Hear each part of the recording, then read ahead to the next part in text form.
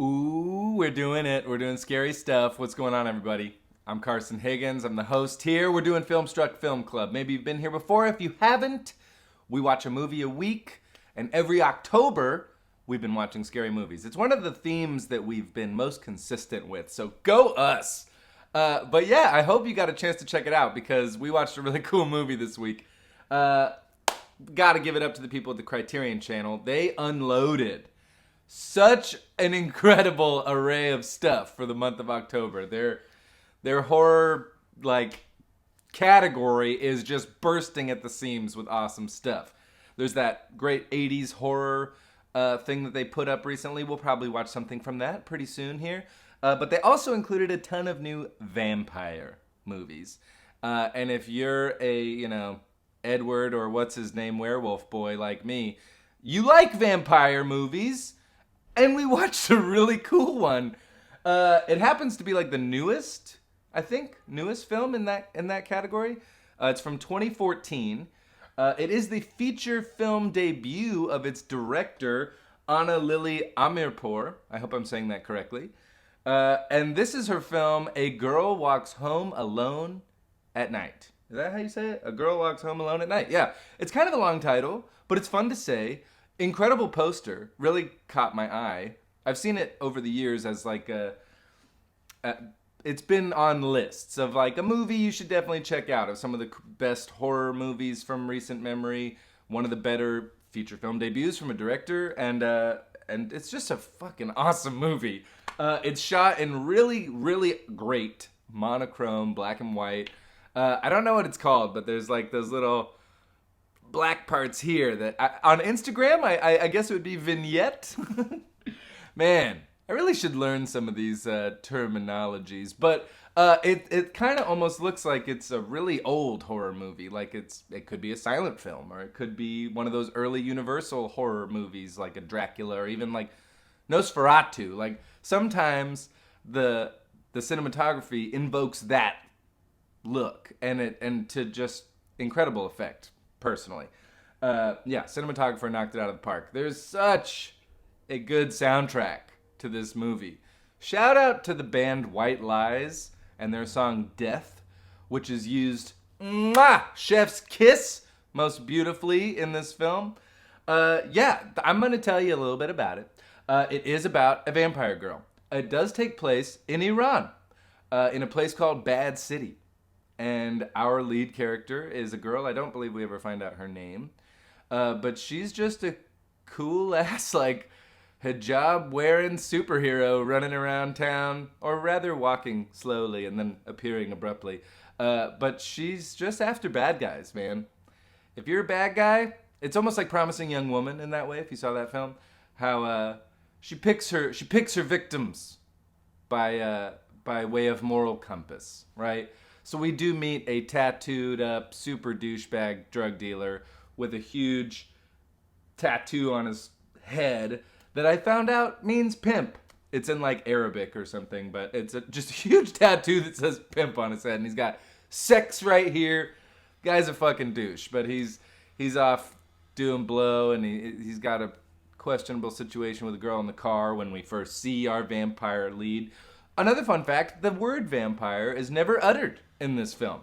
They do say Dracula a couple times, because our main dude, who's Martin Sheen from Badlands with a Dear Evan Hansen broken hand, he dresses up as Dracula for a Halloween party. So we do get some old visual cues from what we're traditionally used to seeing out of a vampire movie. But yeah, man, this girl, she absolutely whoops this pimp tattoo guy, and then of course takes his jewelry and takes a browse through his CD collection. She's a hip girl, and then we really find out kind of the most about her when she stops this little boy who does kind of show up throughout the film, but she scares the shit out of this little kid. But she's like, you better be a good boy or I'm going to fucking eat you. And so, of course, he's pretty good from there on out. But she does acquire a skateboard and becomes one of the coolest characters in cinema ever. A lone skater girl vampire in a hijab. Just rolling around town. and she uses that thing like a Dracula cape, man. She's super badass. But then, of course, we do get our little meet cute with her and our lead guy. And then, as the movie kind of unfolds, we don't really feel like we're in much of a horror film anymore.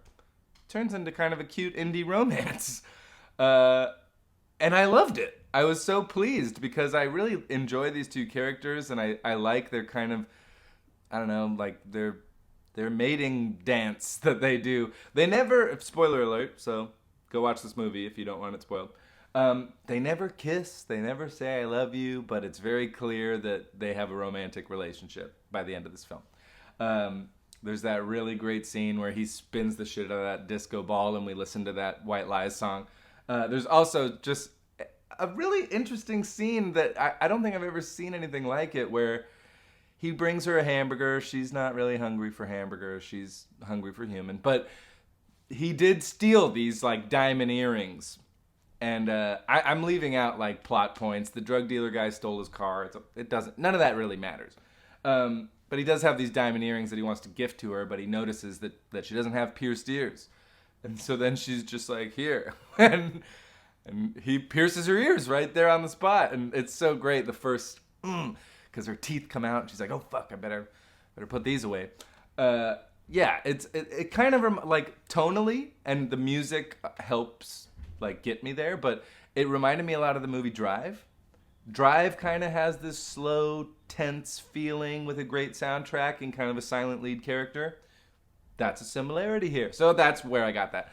I already said Badlands, but there is this one shot in particular where our dude is driving his car, and it's kind of from under here, and it just, I'm looking at it, I'm like, you look like Martin Sheen from Badlands, dude. There's also some of the scenes where she's just like walking or skating, and it's like kind of from afar.